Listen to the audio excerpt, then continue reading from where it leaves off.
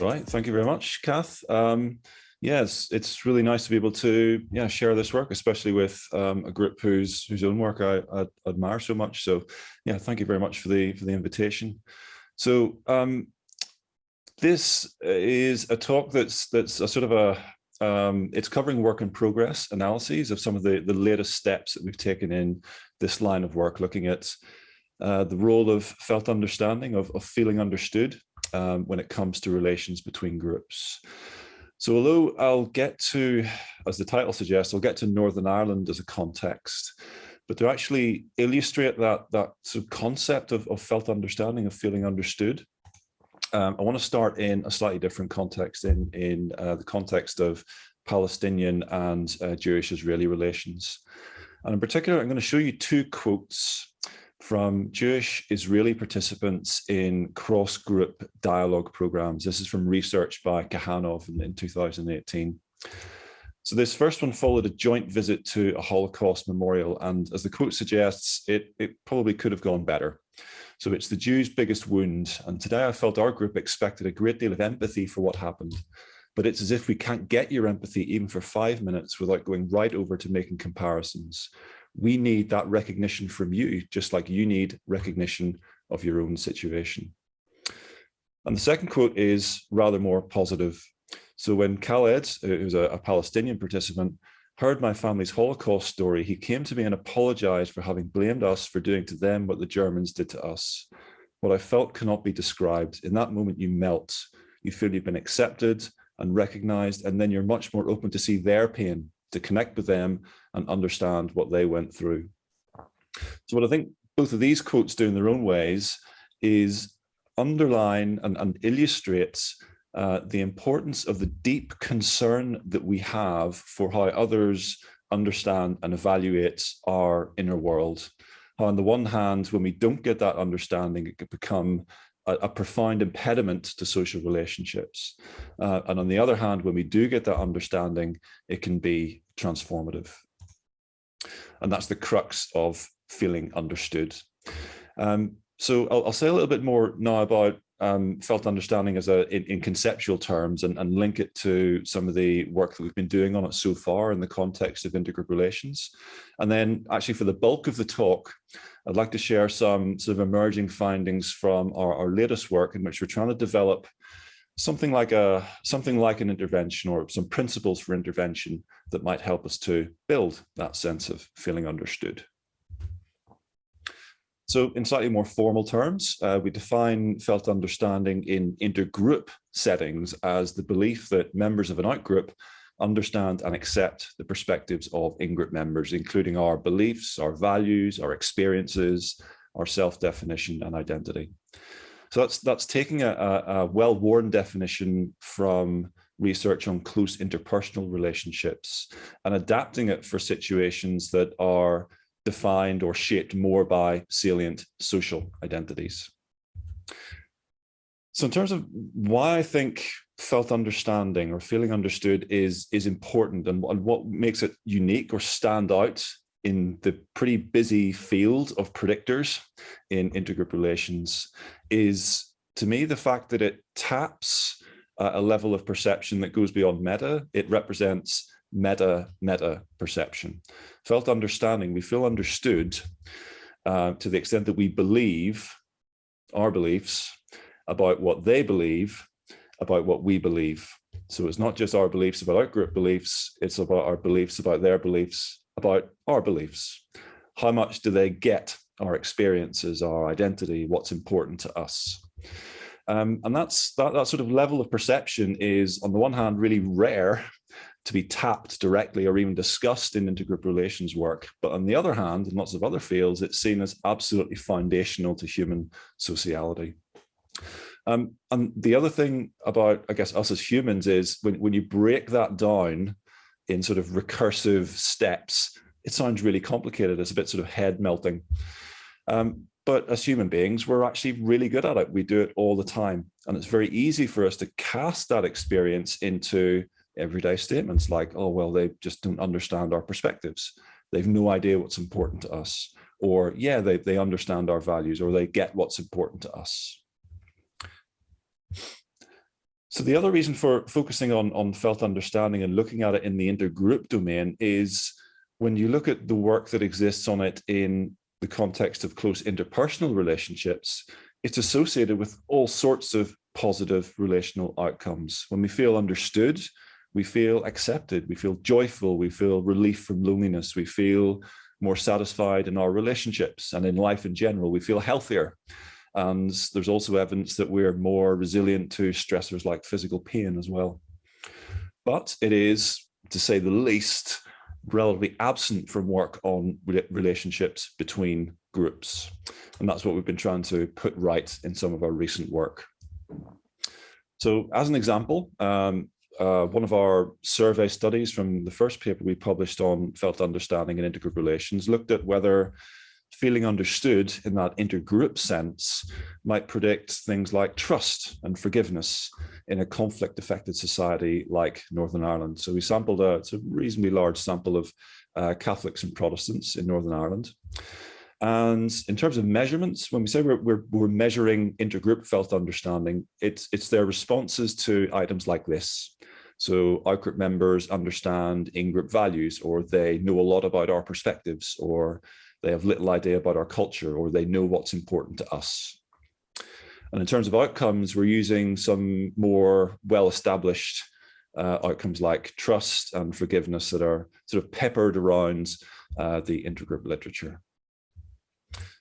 And what we found in this Northern Irish study, but also in a range of other contexts and political settings, is that felt understanding has this very consistent and actually pretty strong, unique association with things like trust and forgiveness. Now, the key thing here is that this is also adjusting, these are betas, by the way, this is also adjusting for not just demographic factors, but also some other big beast predictors in the intergroup literature. So this is also adjusting for outgroup stereotypes of warmth and morality and competence, and also meta stereotypes, so the stereotypes that you believe the outgroup hold of the in-group in terms of warmth and morality and competence. So these are all effects over and above those.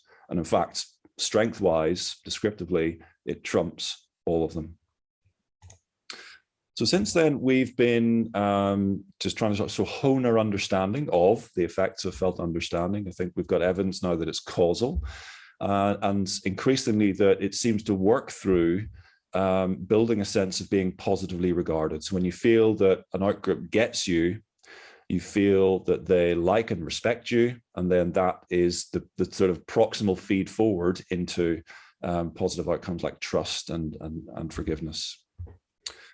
So we have, well, pretty much convinced ourselves, if not others, that felt understanding is important.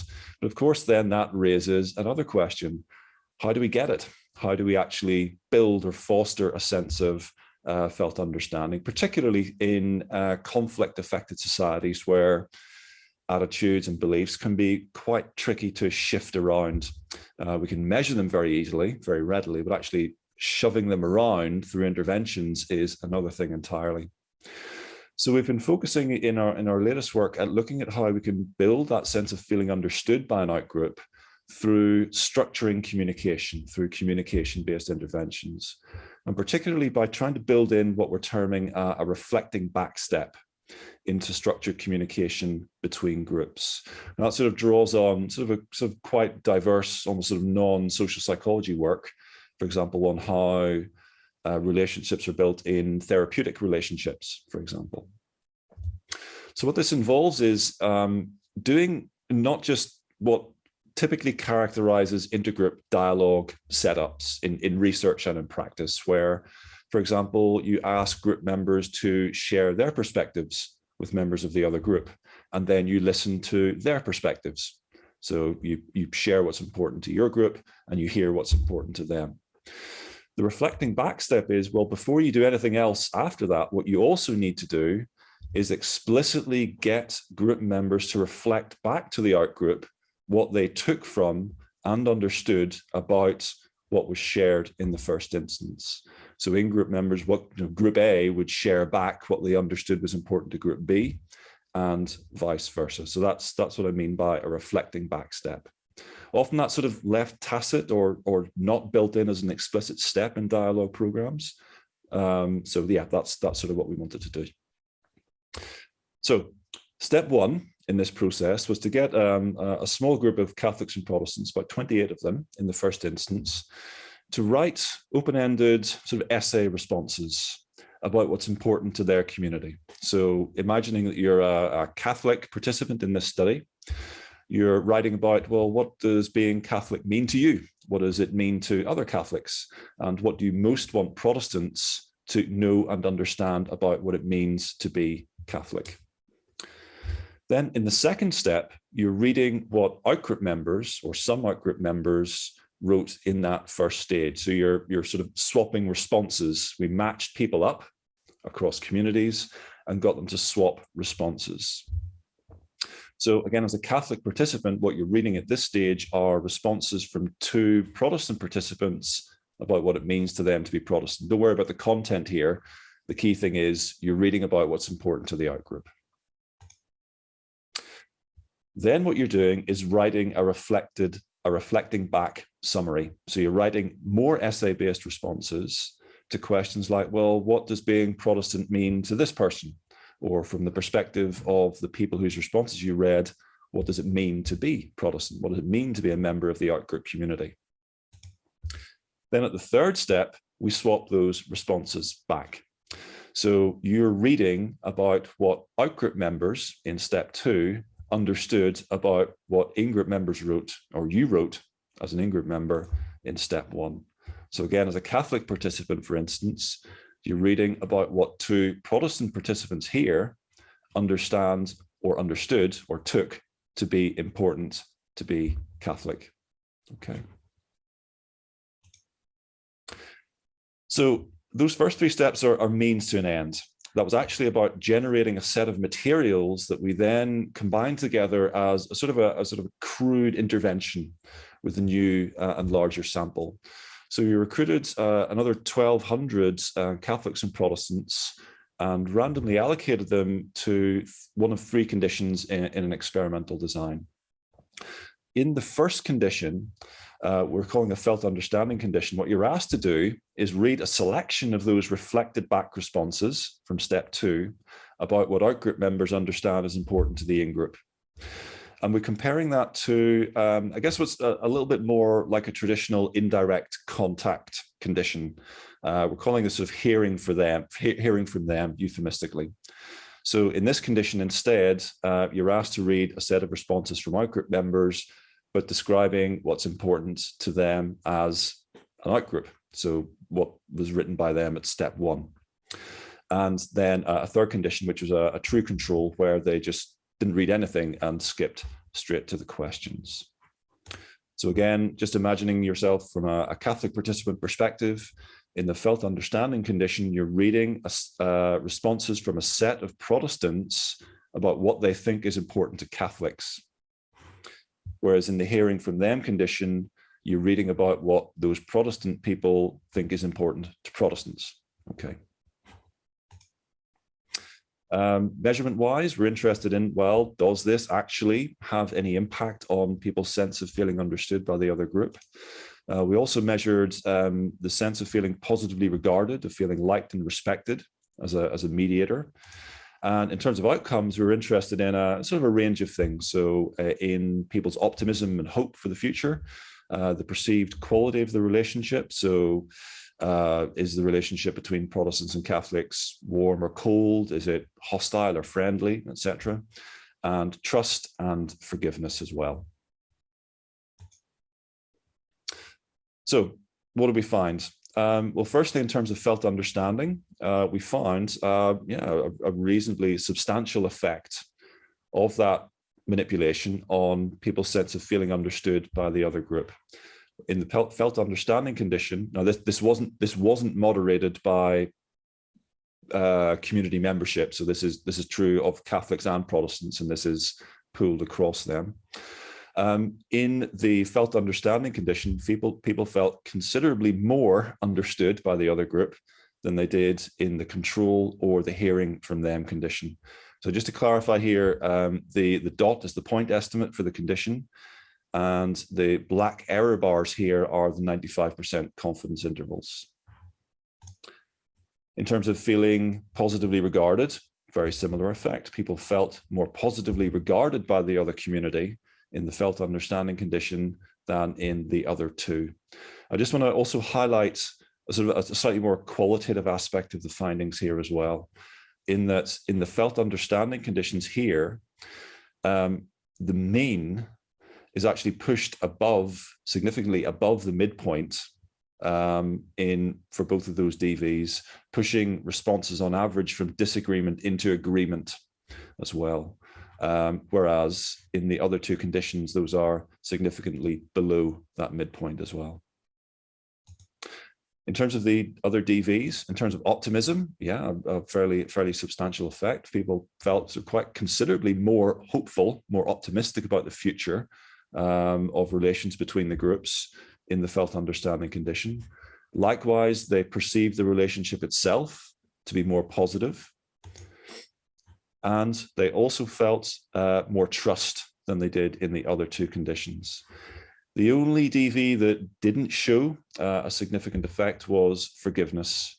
Although actually looking at the distribution of responses here, I actually suspect that that is as much to do with a slightly unexpected ceiling effect here, where the actually responses are very bunched up towards the most positive end of the scale.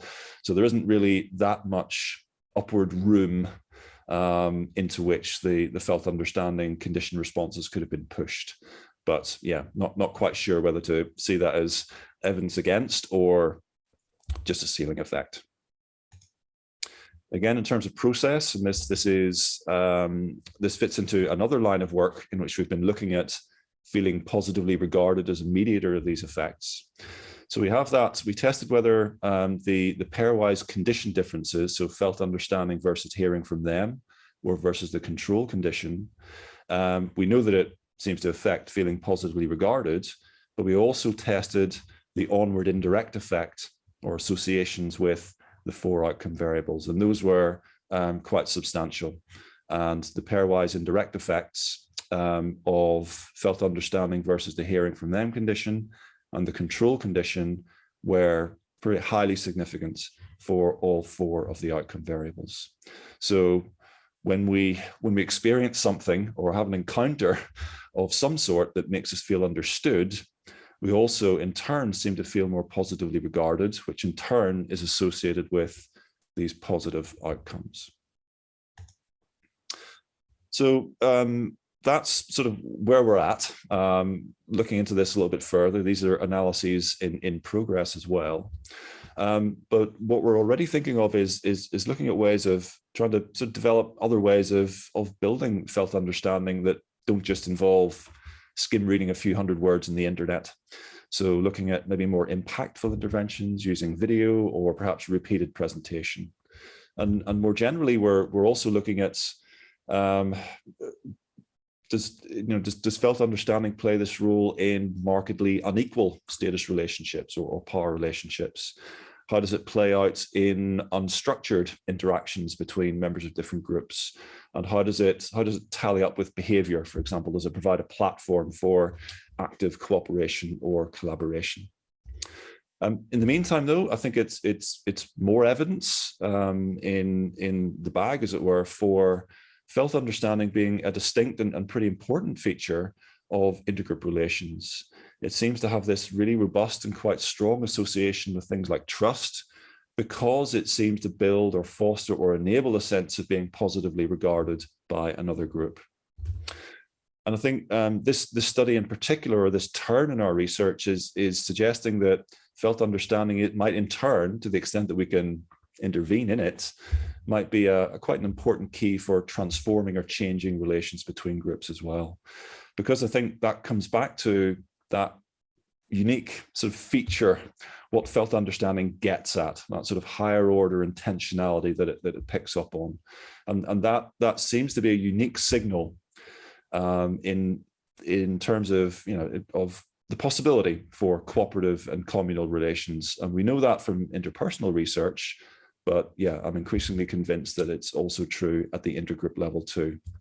And I guess more profoundly, what it suggests is that it's getting at an important aspect of what it is to be human in a basic sense in social interactions, that concern with how others evaluate and understand our own inner worlds that isn't really featured at all in intergroup relations research, at least not explicitly. And I think if we want to try and do stuff in relation to groups with our work, I think it's very important to take that concern a bit more seriously. So thank you very much for listening, and and for your understanding.